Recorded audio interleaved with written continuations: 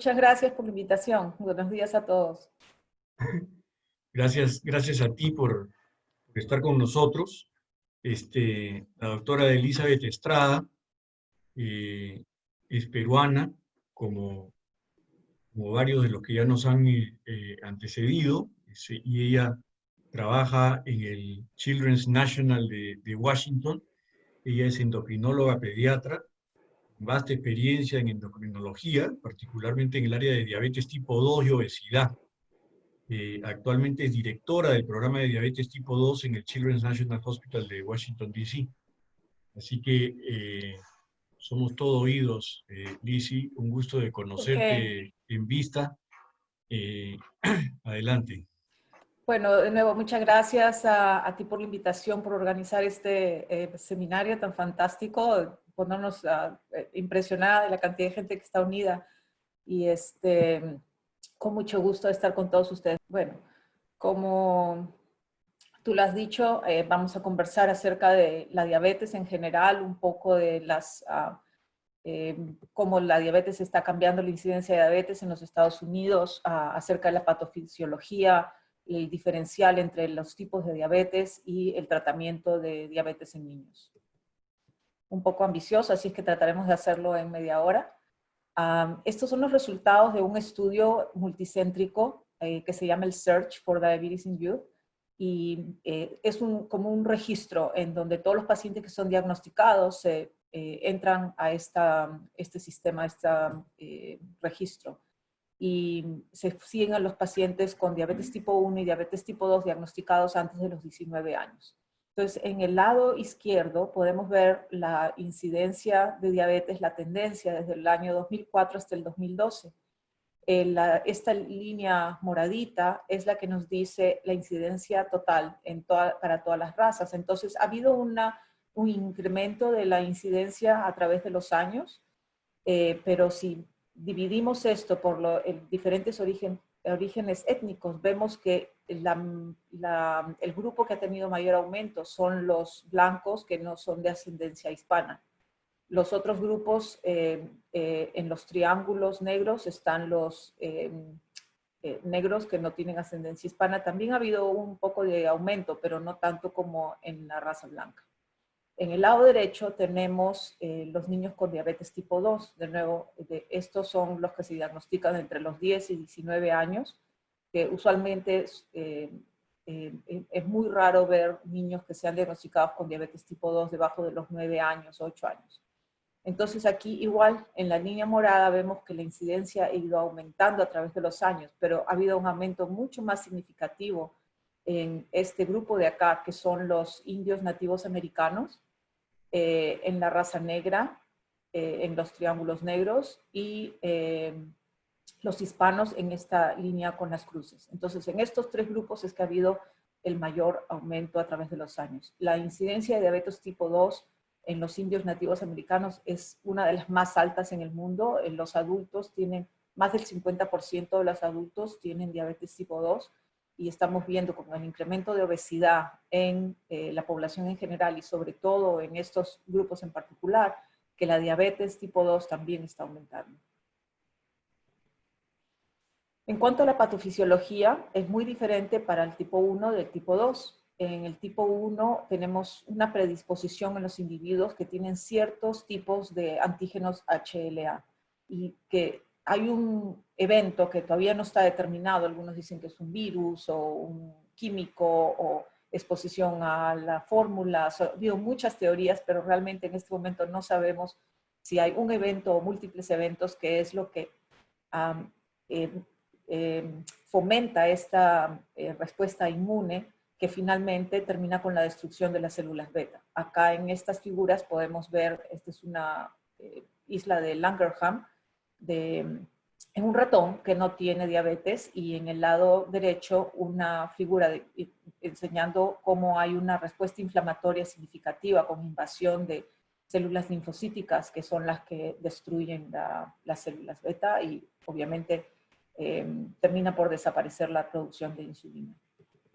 En la diabetes tipo 2, la patofisiología es muy diferente. Estos individuos pueden producir insulina, empieza todo con una resistencia a la insulina. La resistencia a la insulina es heredada, es genéticamente programada.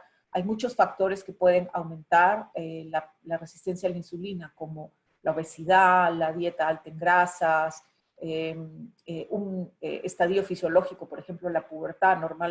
Fisiológicamente la pubertad es un estadio de resistencia a la insulina, lo cual nos hace entender por qué los pacientes con diabetes tipo 2 se presentan mayormente en la adolescencia y no se presentan antes. Entonces, lo que pasa en estos individuos, ellos son capaces de producir una cantidad muy alta de insulina y pueden pasar esta resistencia a la insulina. O sea, con las cantidades elevadas pueden todavía estimular los receptores y mantener una glucosa normal. Pero a través del tiempo hay otro defecto genético que condiciona las células beta para fallar a lo largo del tiempo.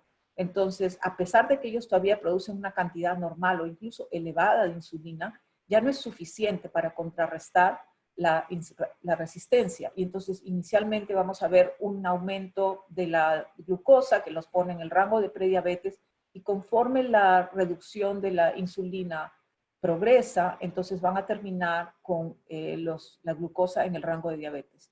O sea, que esto realmente es un proceso que que es muy fluido, y realmente con intervención se puede revertir, no siempre tiene que ir en esta dirección. Digamos, una vez que se identifica la resistencia a la insulina, la prediabetes o incluso la diabetes tipo 2, con modificaciones de la vida, de la dieta, bajada de peso, se puede revertir esta tendencia. Los criterios diagnósticos, los que usamos son los que han sido determinados por la American Diabetes Association, y hay varios parámetros. Y usualmente uno de estos parámetros no hace el diagnóstico. Cuando uno de los parámetros es anormal, uno lo tiene que confirmar ya sea con la misma medida o con algún otro laboratorio. El único caso que sí es diagnóstico es que, digamos, una persona que presenta con síntomas poliuria, polidipsia, bajada de peso, y la glucosa se encuentra más de 200, en esos casos no tenemos que confirmar. Pero si es solamente un test que se hace cuando el niño se presenta para su chequeo normal o en cualquier otra situación, la glucosa en ayunas por encima de 126 es diagnóstico. Durante un test de tolerancia a la glucosa, la medida a las 2 horas por encima de 200 también se considera diagnóstico. Y una medida que se está usando más recientemente es la hemoglobina glicosilada. La American Diabetes Association recomienda que por encima de 6.5 se considere diabetes.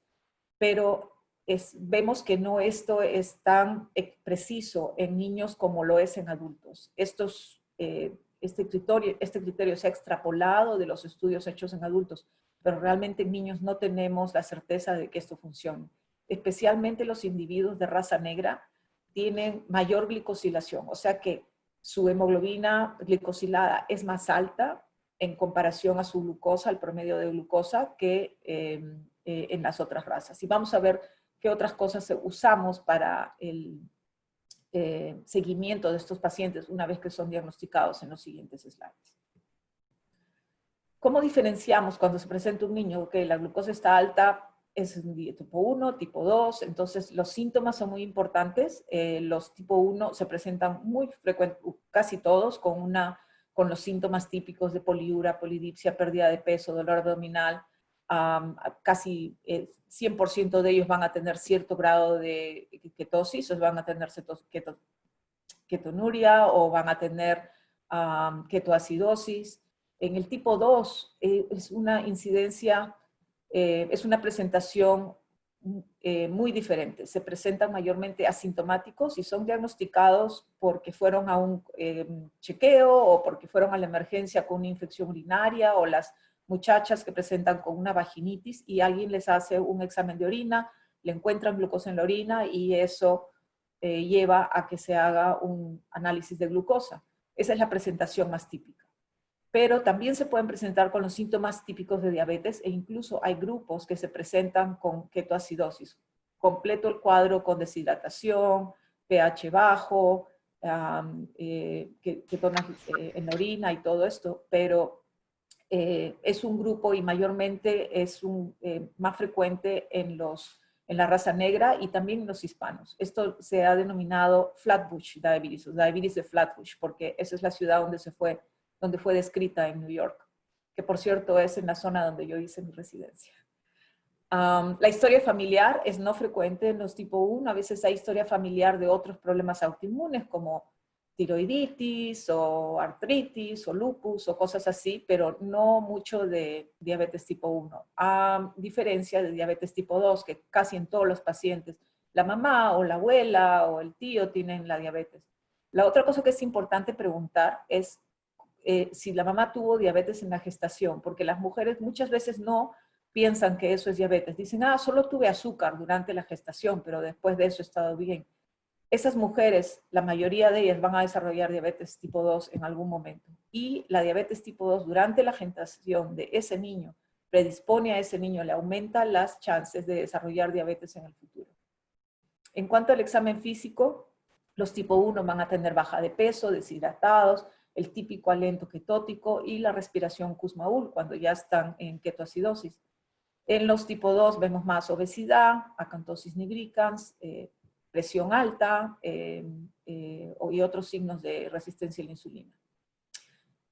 Los de diabetes tipo 1 se presentan mayormente antes de la pubertad o antes de la adolescencia. Hay un pico más o menos como a los 5 o 7 años y hay otro pico en la adolescencia, incluso en adultos jóvenes, pero ya es de menos frecuencia. Los tipo 2, como hemos dicho, es frecuentemente asociado con el inicio de la pubertad o durante la pubertad. En tipo 1 no hay diferencia entre varones y niñas. En tipo 2 es más frecuente en las adolescentes, en las mujeres, que en los niños. Tipo 1, como hemos visto, en cualquier origen étnico, más frecuente en la raza blanca, y para tipo 2 más frecuente en los hispanos, negros, indios americanos y también los asiáticos. El tratamiento incluye la educación del paciente y de la familia. Les enseñamos cómo usar la insulina, ya sea con inyecciones o con bombas, cómo se van a medir la glucosa. Y lo que se recomienda es que estos niños sean seguidos en un centro especializado, con un grupo multidisciplinario que incluye educadores de diabetes y asistencias sociales, la nutricionista. Vamos a hablar un poquito más acerca de la dieta, que realmente ya no recomendamos una dieta diabética como se recomendaba antes. De nuevo, estos son los miembros que están incluidos en estos grupos. Muchos de estos pacientes necesitan tratamiento de depresión o de ansiedad, especialmente después del diagnóstico, y por supuesto el endocrinólogo para recomendar la insulina. Test de glucosa en la casa, como todos sabemos, existen los glucómetros. Hay muchas variedades de glucómetros, unos mejores que otros, y esto significa que el paciente se tiene que pinchar el dedo, obtener una muestra de sangre y usar el glucómetro para hacer la medida. En los de diabetes tipo 1 les pedimos que se midan frecuentemente antes de los alimentos, a la hora de acostarse. En los de tipo 2, dependiendo si están en tratamiento oral solamente, digamos ya están en metformina, estables, ellos no tienen que estarse midiendo la glucosa todo el tiempo, solo esporádicamente. Lo que les pido frecuentemente es una semana antes de venir a la visita que se midan antes del desayuno, cosa que tenga una glucosa en ayunas, y 2 horas después de la cena, cosa que tenga una glucosa después de una comida. Entonces les pido que hagan eso por una semana, cosa que cuando vienen tengo una idea de cómo está su glucosa en general. Esta es una de las maravillas tecnológicas. Empezaron hace muchos años los sensores continuos de glucosa que nos han cambiado realmente cómo manejamos estos pacientes, porque cuando vemos glucosa 4 veces al día, son 4 puntos en el día, pero no vemos qué es lo que está pasando en ese intervalo. Por ejemplo, se miden antes de comer, pero no sabemos la dosis que reciben para la comida es apropiada, no sabemos si están subiendo demasiado, si en medio de la noche se les baja. Entonces estos sensores de glucosa miden la glucosa cada 3 minutos o cada 5 minutos y el paciente lo puede ver, el paciente lo puede ver ya sea en lo que le decimos el receiver, que es este aparatito que viene con el sensor de glucosa, y ahí cada 3-5 minutos le dice cuánto está su glucosa y además le enseña una curva de cómo ha estado la tendencia. Además, se puede ver en el teléfono, puede tener 3 personas, 4 personas, el papá puede estar en la casa, el niño en la escuela, y pueden ver cómo está la glucosa del niño porque está coordinado con su teléfono.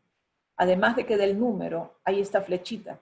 Esa flechita, cuando está apuntando para arriba, le dice que la glucosa está subiendo.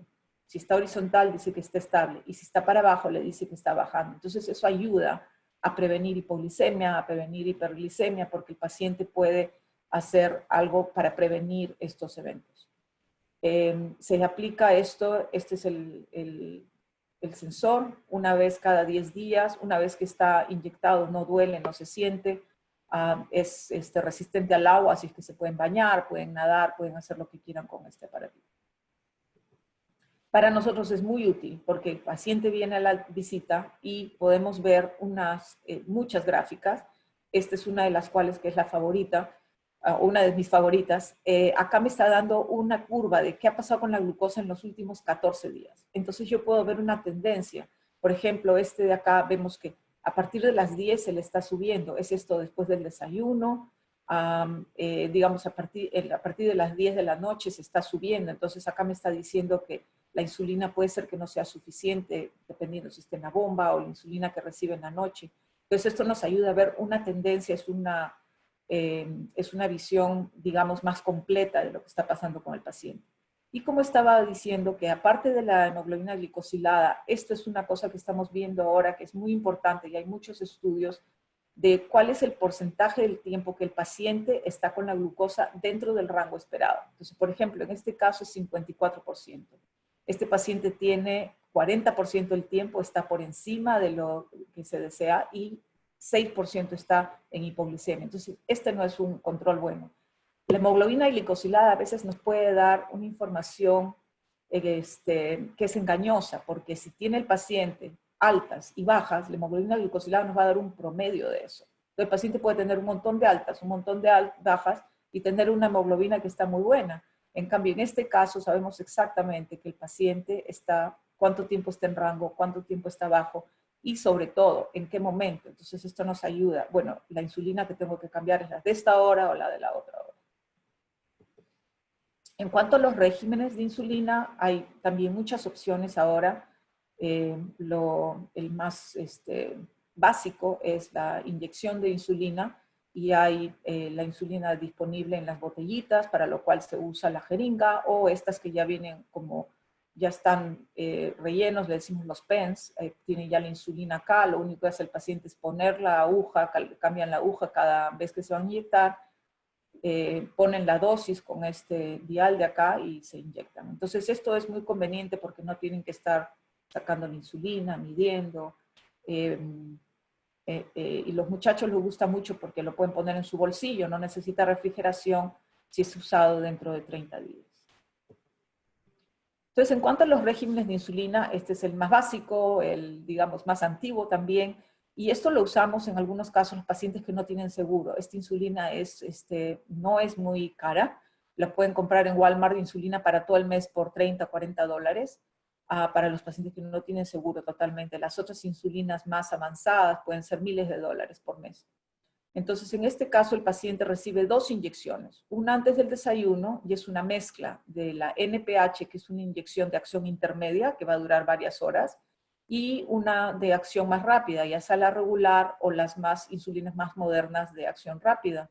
Entonces, eso le cubre el alimento que va a cubrir en el desayuno, y lo mismo se repite a la hora de la cena. Entonces, en estos casos, estamos dando una cantidad fija de insulina. El niño le estamos dando una cantidad de insulina acá. Acá para la hora del almuerzo va a haber esta cantidad de insulina, lo mismo para la cena. Entonces, en este caso, le damos la insulina y el paciente tiene que comer a la hora que sabemos que la insulina está actuando.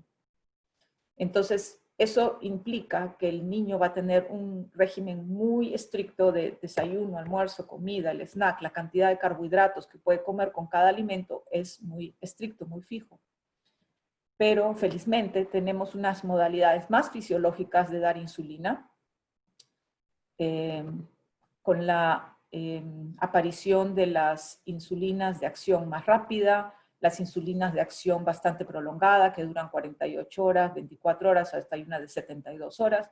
Entonces podemos dar una inyección que va a cubrir a la insulina basal, que es lo que nosotros hacemos, producimos una cantidad pequeña de insulina todo el tiempo, y cada vez que comemos, de acuerdo a la cantidad de glucosa que nuestro páncreas detecta, va a haber una producción de insulina.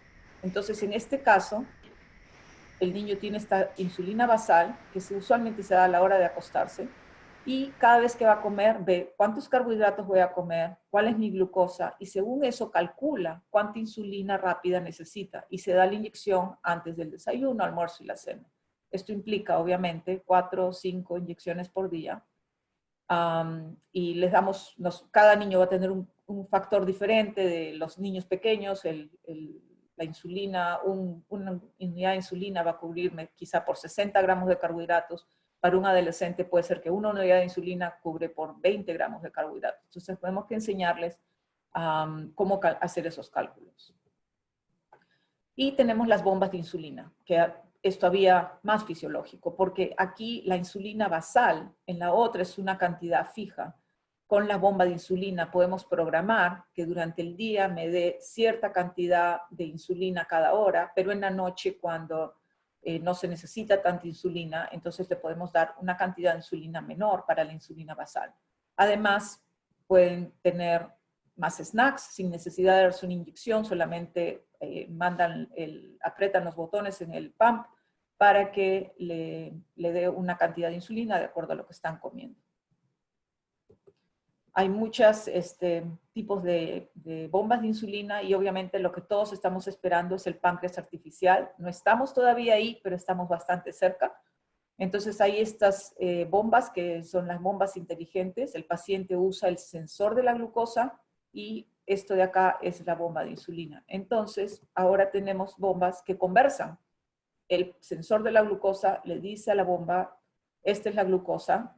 Entonces, según eso, la bomba va a dar menos insulina o más insulina. Si es que la flechita, digamos acá, está para abajo, entonces la cantidad de insulina que la bomba le va a dar de insulina basal va a empezar a disminuir. Cuando empieza a subir, empieza a aumentar la cantidad. Todavía no tenemos máquinas que calculen, yo estoy comiendo, tienes que darme una cantidad mayor de insulina. Todavía no estamos ahí. Entonces el paciente todavía tiene que hacer, cada vez que come, tiene que programar la bomba para que le dé un bolo de insulina. Pero estamos acercándonos, la tecnología todavía se necesita una persona que es muy dedicada, muy meticulosa para poder mantener estos sistemas, pero cada vez está avanzando y está avanzando a pasos muy rápidos. Entonces, esperamos que pronto vamos a tener una que ya, digamos, el paciente no tenga que preocuparse a la hora que come.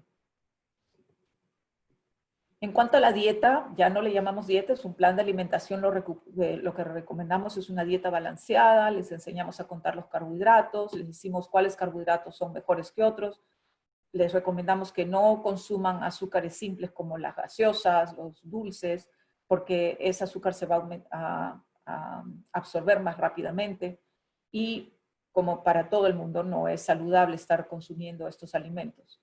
Y con los planes de insulina que hemos discutido, si el niño va a comer helados, entonces puede poner la cantidad de carbohidratos que tiene ese helado y darse el bolo de insulina adecuado. Entonces, ya no le llamamos una dieta, pero les recomendamos que mantengan una dieta saludable. El objetivo del tratamiento es que la diabetes no controla al paciente, nosotros controlamos la diabetes, los pacientes controlan la diabetes. Tenemos ejemplos de la Sonia Sotomayor, que es una de las jueces en la Corte Suprema, Hailey Berry, una artista, Nick Jonas, que es el ídolo de todas las adolescentes.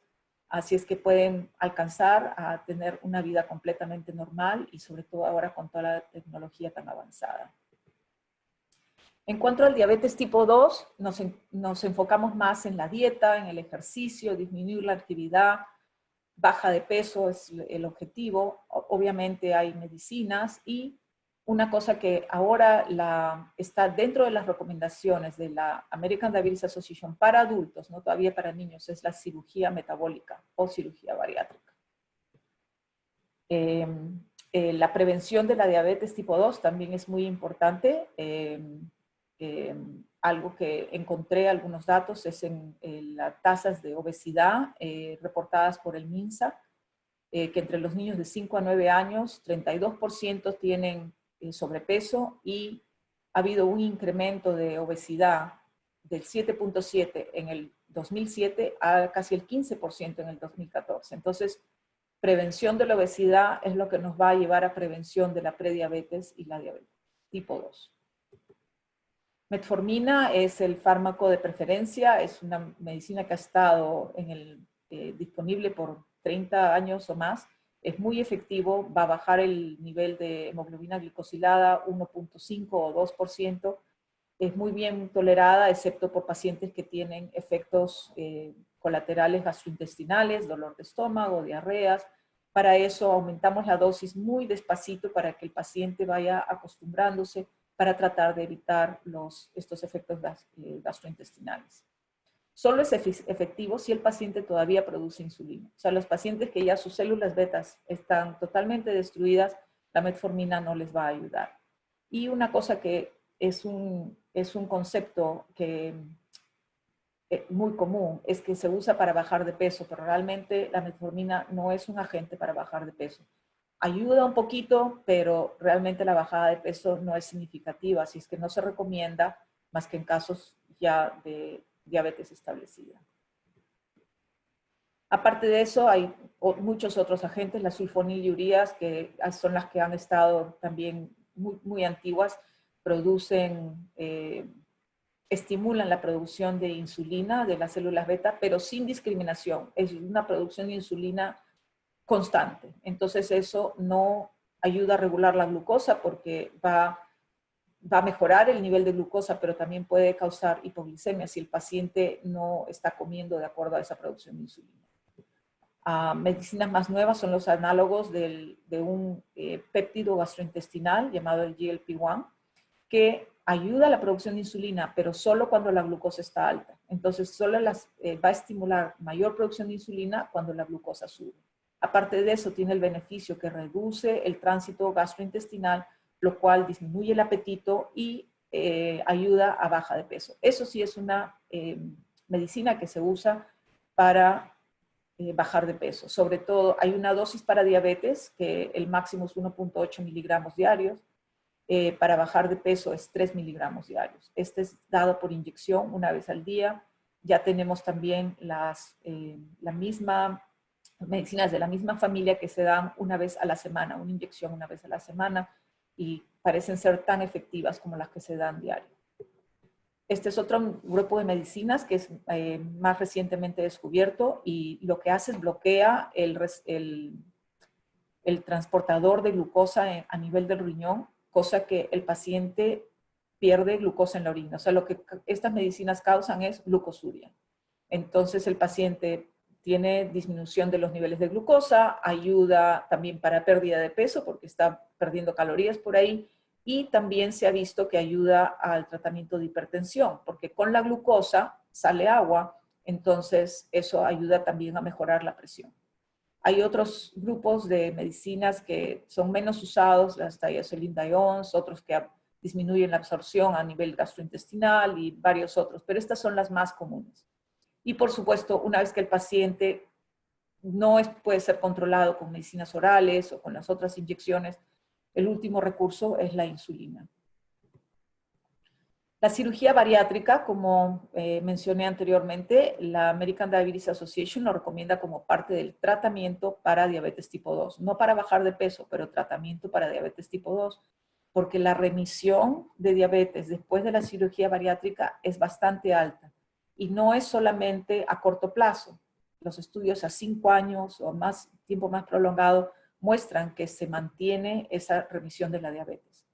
Este es una gráfica de un estudio en adolescentes, también es un registro multicéntrico de adolescentes que tienen cirugía bariátrica. Y en esta gráfica vemos el porcentaje de sujetos o de adolescentes que tenían, le siguen la hemoglobina glicosilada a lo largo de 2 años. Entonces, el celeste clarito es el porcentaje de pacientes que tenían diabetes antes de la cirugía. A los 6 meses vemos que ha disminuido significativamente sigue al año e incluso a los 2 años, quizá aumentó un poquito, pero comparado con el porcentaje inicial, es bastante menor. A los 2 años, 75% de los pacientes tienen hemoglobina glicosilada normal, comparado con 35% antes de la cirugía. Entonces, esto es algo que también estamos usando como parte del tratamiento, aparte de todas las medicinas y todo eso, en los pacientes que son candidatos para cirugía bariátrica, se recomienda también este tipo de tratamiento. Con esto completo la presentación.